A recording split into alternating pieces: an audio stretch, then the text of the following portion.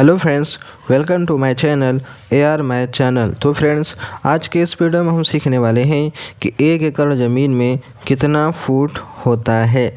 तो चलिए दोस्तों, बिना देर के वीडियो को स्टार्ट करते हैं और 1 एकड़ ज़मीन में कितना फुट होता है वो हम सीख लेते हैं। तो फ्रेंड्स, सबसे पहले मैं आपको बता दूँ कि कोई भी ज़मीन हो, ठीक है, वो आपका सिर्फ फुट में नहीं होगा, वो आपका वर्ग फुट में होगा। क्या होगा?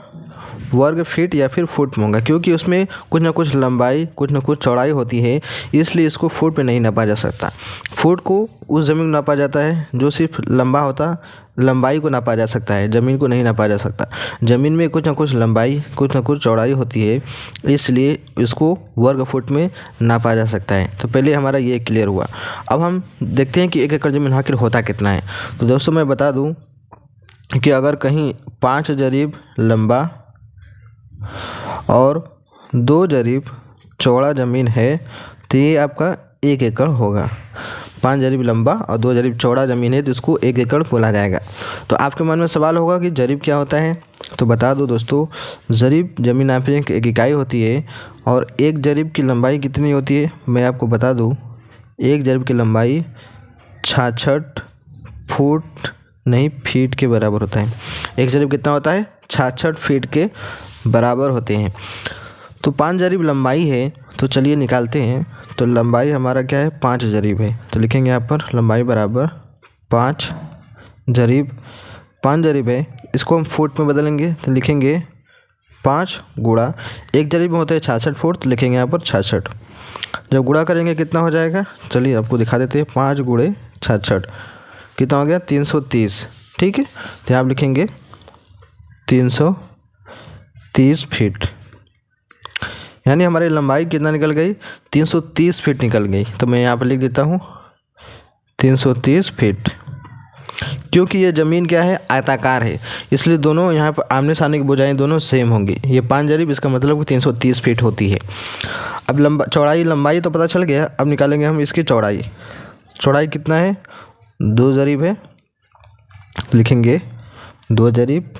अब इसका हम निकालेंगे फुट में, तो 2 गुणे 66 से गुणा किया जाएगा, तो टोटल कितना हो जाएगा चलिए आपको दिखा देते हैं।